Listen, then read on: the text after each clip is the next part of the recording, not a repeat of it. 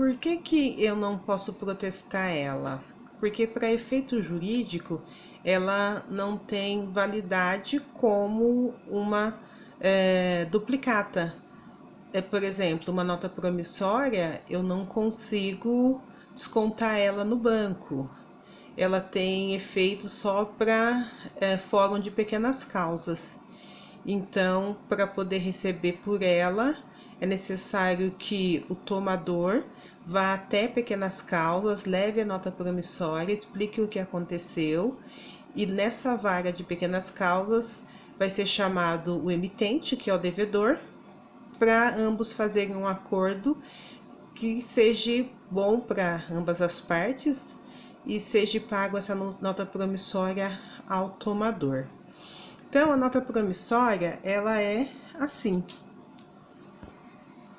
Tem o número dela, porque pode acontecer de repente das empresas trabalharem constantemente com ela. A data de vencimento, que é a data que o devedor vai estar pagando. O valor numérico dela. Tem que ser tudo por extenso, tá? Então, por exemplo, aos 24 dias do mês de abril do ano de 2020, pagarei, tá? Então, vai ficar pagarei porque é futuro.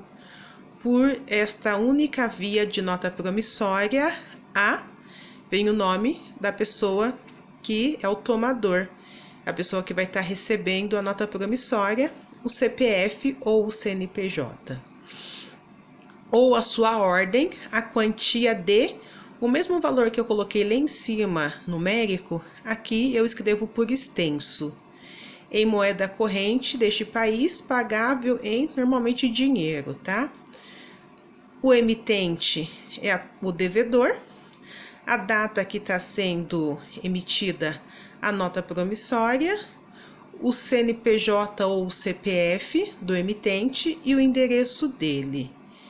Aí ele assina, essa nota promissória fica com o tomador e quando o devedor pagar por ela, ele devolve essa nota promissória. Na aula presencial nós vamos estar preenchendo essa nota promissória, tá, gente? E depois o outro título de crédito que nós vamos começar a falar, embora hoje algumas empresas não aceitem e pouquíssimas pessoas ainda trabalham, é com o cheque. O que é o cheque? Um documento, né, é uma ordem de pagamento à vista, emitido pelo sacado correntista, liberado pelo sacado, que é o banco, ao tomador beneficiário. Nossa, né? Acaba ficando um pouco enrolado. Então, vamos lá. O cheque, ele é dado para mim, por exemplo, que tenho conta no banco. Eu passo o cheque para alguém, né? Que nós chamamos de beneficiário. E quem vai fazer essa parte de verificar se o cheque tem fundo, se eu tenho limite para poder pagar o beneficiário, é o sacado que nós chamamos de banco. Para que o sacado consiga emitir este título de crédito, precisa estar em dia com a instituição financeira, então, né, financeira e bancária. Para que o sacado, que é o banco, possa conceder para mim o cheque, eu não posso ter inadimplência com nenhum tipo de instituição financeira. Vamos falar sobre os tipos de cheques que existem, tá? Porque são vários. O primeiro cheque nós chamamos de cheque ao portador. Este cheque poderá ser pago pelo banco, mesmo que não esteja identificado o nome do beneficiário. Quem apresentar ou depositar em qualquer conta bancária poderá receber o dinheiro. Geralmente é utilizado para pagamentos de pequenos valores. O que é o cheque ao portador, então, gente? Ele é um cheque onde é feito sem ter nome de ninguém. Então, por exemplo, a empresa fez um cheque no valor de R$100 para mim, mas ela não colocou que era para mim. Ela só emitiu o cheque com valor numérico, valor por extenso, a data e assinou. E por um erro meu, eu perco esse cheque na rua. Qualquer pessoa que achar esse cheque pode ir numa instituição bancária e sacar esse dinheiro ou depositar para que esse dinheiro caia na conta da pessoa que achou esse cheque. Dificilmente hoje as pessoas trabalham com esse cheque ao portador, exatamente para que não aconteça esse tipo de erro, né? De ter que pagar uma coisa que de repente não era para a pessoa que acabou sacando ou depositando. Aí eu tenho um exemplo dele, tá, gente? Então, esse cheque ao portador o valor de R$70, pago por este cheque a quantia de R$70 por extenso A. Nesse A, ele deveria estar colocando o meu nome. Como ele não colocou nada, qualquer pessoa pode ser pertencente a esse cheque caso eu perca. Ao portador é o cheque que não está nominado a ninguém. O credor é a pessoa que estiver portando o título. Então, de repente, esse cheque ele pode passar aí de mão em mão, na mão de várias pessoas. E quem depositar ou quem sacar é a pessoa que vai ficar responsável pelo dinheiro que era da pessoa que acabou perdendo. Cheque nominal. Ao contrário do cheque ao portador, o cheque nominal deverá ser emitido direcionado a um beneficiário. É muito utilizado para pagamentos de valores altos. Somente a pessoa beneficiada poderá fazer o saque correspondente ao valor do cheque, ou poderá depositá-lo em sua conta. O que é o cheque nominal? Agora sim, ele vem com o nome da pessoa que será o beneficiário por ele. E como que a pessoa pode sacar esse dinheiro? Ela vai até uma agência bancária e no caixa ela precisa apresentar o documento dela para que ela possa fazer o saque desse dinheiro. Ela também pode depositar esse cheque na conta dela para que esse dinheiro possa cair depois de uns determinados dias também na conta da pessoa. O cheque ao portador nominal fala que é recomendado por questão de segurança em caso de perda ou roubo. Tá aqui o cheque nominal, tá, gente? No nome A, Beltrano de Oliveira. Então, no caso, só o Beltrano que pode ir até uma agência bancária e fazer o saque desse dinheiro. Não esquecendo que é necessário levar o documento. Cheque cruzado. O cheque cruzado não poderá ser sacado na cabine do caixa. Ele deverá ser depositado em uma conta. É muito utilizado para evitar endossos, chamado de transferências entre as pessoas. Para que o cruzamento ocorra, basta fazer 2 traços ou barras paralelas na diagonal da folha do cheque, cruzando no canto superior esquerdo ou no centro da folha. Então, o que é o cheque cruzado? O cheque cruzado, normalmente, ele é dado de repente para que a pessoa não caia no roubo, né, na perca do cheque, ou que ela não tenha um tempo para ir ao banco fazer o saque. Ela pode, então, depositar esse cheque na conta dela ou na conta de alguém e depois de 2 ou 3 dias úteis, o dinheiro vai estar na conta da pessoa. O cheque ele só vai ser válido cruzado se ele tiver 2 traços ou 2 barras na diagonal do cheque. Posso, de repente, fazer um cheque nominal e cruzado? Pode, mas eu acredito que não tenha tanta necessidade.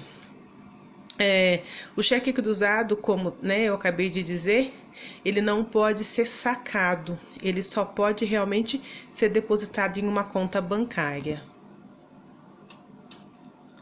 Tá aqui o exemplo de um cheque cruzado. Então, ele tem 2 risquinhos transversais para que se entenda que ele só pode realmente ser depositado. Cheque pré-datado. Este tipo de cheque é muito conhecido porém não reconhecido legalmente. A legislação prevê que qualquer cheque que dê entrada no banco, tendo o sacador limite em sua conta, o pagamento deverá ser liberado.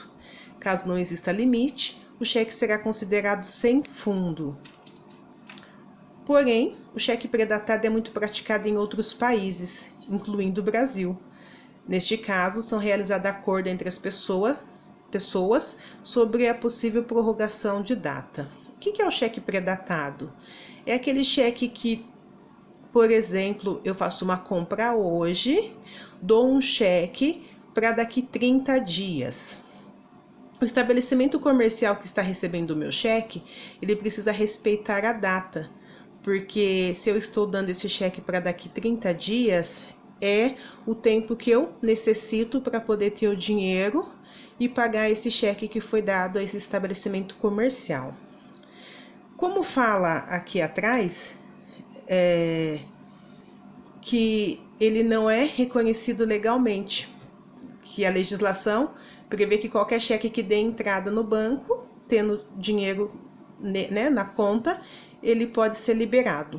Então, como eu estava dizendo para vocês, eu dei um cheque para o dia 25 de maio, para daqui um mês.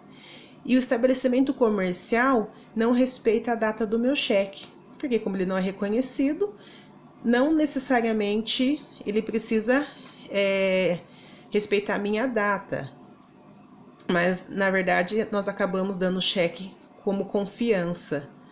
E aí ele coloca o cheque dia 10 de maio, por exemplo. Se na minha conta bancária tiver limite, o cheque vai ser descontado normalmente. O banco ele não vai estar vendo se é para o dia 25 ou para o dia 10. Tendo limite, vai ser descontado. Mas, de repente, esse dinheiro que estava na minha conta do dia 10 era de um outro cheque que eu tinha dado. Aí, o que acontece? Provavelmente, esse cheque do dia 10 ele vai voltar, pelo fato de que o cheque do dia 25 foi colocado antecipadamente no banco. Então, normalmente, precisa tomar muito cuidado, ver aonde vai ser dado esse cheque pré-datado, para não acontecer de não ter limite pelo fato de não ser respeitado a data e esse cheque voltar. Cheque pré-datado, tá vendo? Cheque pré para 10 de dezembro de 2010. E esse cheque ele foi feito no dia 10 de novembro de 2010. E aí tem uma coisa muito interessante que eu gosto sempre de falar, é que, por exemplo, dentro do cheque pré-datado, eu faço o cheque, né, como tá aqui, Belo Horizonte, 10 de dezembro de 2010. Ao invés de eu colocar a data que eu estou emitindo o cheque, eu coloco a data que eu estou predatando ele. Quando chega no dia 5 de novembro, ocorre o meu falecimento. E aí, como que fica esse cheque? Infelizmente, a pessoa que pegou esse cheque, ela pode perder ele. Por quê? Porque a lei entende-se que, como que eu dei um cheque no dia 10 de novembro, se eu morri no dia 5 de novembro? Então, significa que, de repente, o morto voltou para assinar esse cheque 5 dias após o falecimento? Precisa tomar muito cuidado, então, quando se pega um cheque, para verificar se a data que a pessoa está colocando na emissão é a data que ela está emitindo o cheque, e não a data que ela está predatando o cheque, certo? Na próxima aula, eu quero trabalhar um pouco com a parte prática com vocês, já que a gente está aí finalizando a parte financeira para iniciar a parte contábil. Então, eu vou combinar com vocês durante a semana no WhatsApp da gente trabalhar online no mesmo horário de aula, ou a gente decide um horário para que todo mundo possa estar online, tirar de repente as dúvidas que ficaram nessa aula e dar andamento naquilo que nós não fizemos na última aula presencial, tá certinho? Qualquer dúvida que vocês tiverem podem me chamar no WhatsApp. Eu estou à disposição de vocês e bom final de semana, tá bom? Se cuidem. Um beijo.